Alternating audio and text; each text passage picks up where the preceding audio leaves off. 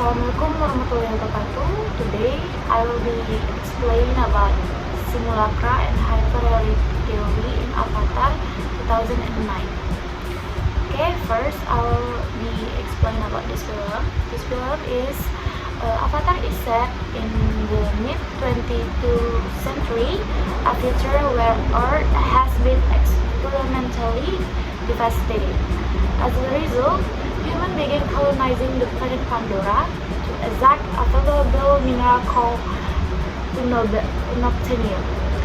The story centers on Jake Sully, a paraplegic former Marine who joins the Avatar program, a technology that allows humans to control genetically engineered Navi's body, known as Avatar. Through characters such as Jake Sully, Neytiri, Dr. Grace Augustine, Colonel Clatteridge, and Parker Subtridge, the film presents a conflict between capitalism, militarism, ecology, and spirituality. Okay, next, the theoretical framework is, according to Jean Baudrillard, contemporary society no longer operates through direct reality but through simulation. So simulacra are copies or representation that no longer have an original reference. They do not imitate reality but replace it. And from simulacra emerges hyperreality, a condition in which simulations are experienced as a more real and more meaningful and more desirable than material reality. And this theory is especially relevant to a film, and particularly Avatar, which relies heavily on visual spectacle and immersive digital technology. Okay, so simulacra in Avatar. In Avatar, the Avatar bodies function as simulacra. The Avatar body is not simply a tool or representation of Jake presence on Pandora. It plays his human identity entirely. Cinematically, this is emphasized through contrast. Jake's human body is shown as paralyzed frame in cold colors, sterile environment, and rigid composition. But in his Avatar bodies, on the other hand, is filmed with dynamic camera movement, low angle shot, and a sense of psycho freedom. And one key scene is when Jake realized that he can run for the first time in his Avatar body. The camera focuses on his feet, emphasizing that the Avatar body is not just enabling movement, but offering a more real form existence. Di part ini, simulacra itu kan sendiri adalah tiruan atau representasi dari sesuatu yang awalnya tidak punya realitas asli, tetapi lama-kelamaan tiruan itu berdiri sendiri dan tidak lagi merujuk pada yang asli. Jadi di film Avatar ini, tubuh Jake yang biru itu merepresentasikan simulacra, karena yang kita tahu Jake itu kan manusia dan dia entah bagaimana bisa dibuat oleh para ilmuwan itu, kesadarannya itu dipindahkan ke tubuh avatarnya yang biru. Dan ini udah mendukung teori Baudrillard kalau simulacra itu bukan meniru lagi, tapi menggantikan gitu. Jadi ini udah mendukung teori Baudrillard kalau simulacra itu tidak lagi meniru tetapi menggantikan realitas. Sebagaimana kita tahu, saat Jake sebagai manusia, dia adalah seorang yang tidak bisa berjalan, dia lumpuh, tapi saat kesadarannya dipindahkan ke, itu bukan kesadarannya dia, tapi jiwanya dipindahkan ke tubuhnya yang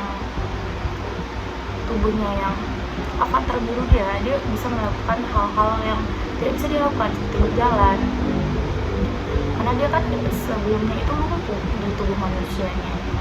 Nah, di film itu juga dijelaskan gimana bisa dia merasakan, ada scene dimana dia bisa merasakan panas sebuah avatarnya itu. Jadi ini udah sangat jelas sebuah simulacra dalam film Avatar itu adalah tubuh biru yang ada di film itu, tubuh Jack sendiri. Avatar biru itu lah simulacra. Sebagaimana kita tahu tadi, simulacra itu bukan lagi menjadi realitas tapi menggantikan realitas. Tubuh biru Avatar Jack itu telah menggantikan tubuh manusianya yang asli. Okay, next, hyperreality. Hyperreality in Avatar, Pandora has a hyperreality. Pandora itself operates as hyper environment through advanced CGI, saturated and bioluminescent colors, immersive sound design, slow tracking, and wide establishing shot. Pandora is present as a living, spiritual, and harmonious ecosystem.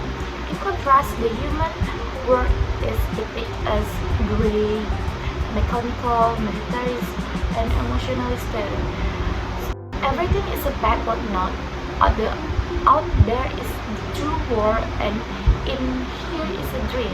Jadi itu adalah salah satu kutipan dalam film itu. Di situ Jack bilang waktu dia mau memindahkan kesadarannya, memindahkan jiwanya ke avatar dia yang dulu itu, dia bilang kalau everything is backward now, there is true world and here is a dream. Jadi di luar sana itu di Pandora maksudnya itu adalah sebuah true world, dan yang sekarang yang dia di bumi, bukan di bumi, yang dia pindahkan, yang dia di tubuh manusianya itu adalah it's a dream.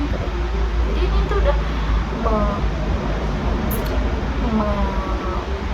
membuktikan gitu Pandora adalah hyperreality dalam cerita ini. Karena Pandora sendiri itu kan diceritakan sangat magical ya, colorful, juga spiritual, karena di dalam cerita Avatar masyarakat Pandora yaitu Nabi itu sangat spiritual, orangnya sangat percaya kepada roh-roh hutan. Dewa itu sendiri itu kan dirinya adalah Ewa. Nah, Pandora itu diceritakan sangat magical, dan berbanding terbalik dengan kehidupan manusianya yaitu sangat abu-abu, mechanical, militaris, and sangat kelam gitu. Nggak seperti Pandora yang sangat colorful, magical. Nah, ini menandakan juga kalau manusia sekarang itu sangat merindukan hal-hal yang ada di Pandora gitu, seperti hutannya yang rimbun. Itu kan kayak digambarkan sangat seperti zaman-zaman dinosaurus gitu. Nah, berbanding terbalik sama bumi sekarang nih yang didominasi dengan teknologi,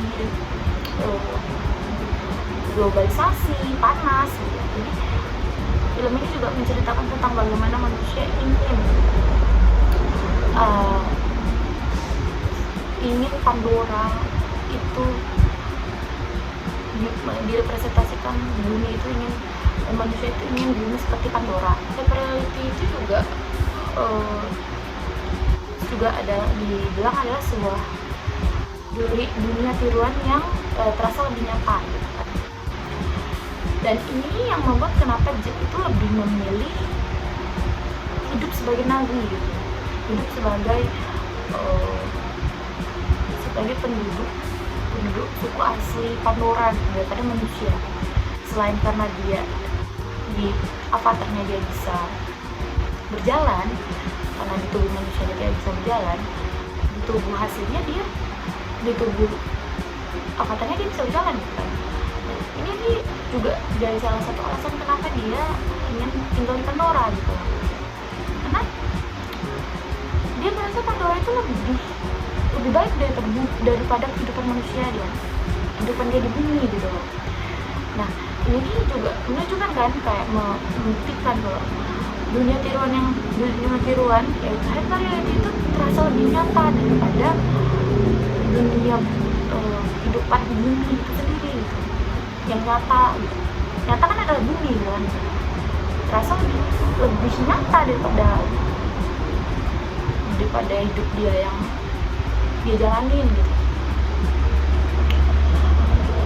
Terus juga Pandora itu kan kelihatannya lebih indah gitu, lebih hidup, lebih bermoral gitu. Bermoral di sini tuh kayak mereka tuh lebih mencintai alam gitu. Mereka kayak tidak menghormati alam gitu, tidak seperti manusia di dalam cerita Avatar yang malah merusak alam, sehingga setelah dia rusak dia pergi ke planet lain dan merusak planet orang lain. Okay, next is a conclusion. In conclusion, Avatar 2009 simulacra through the Avatar bodies, hyperreality through Pandora as a constructor world, and reveals how simulation can replace material reality as the primary source of meaning. Okay, that's all from me.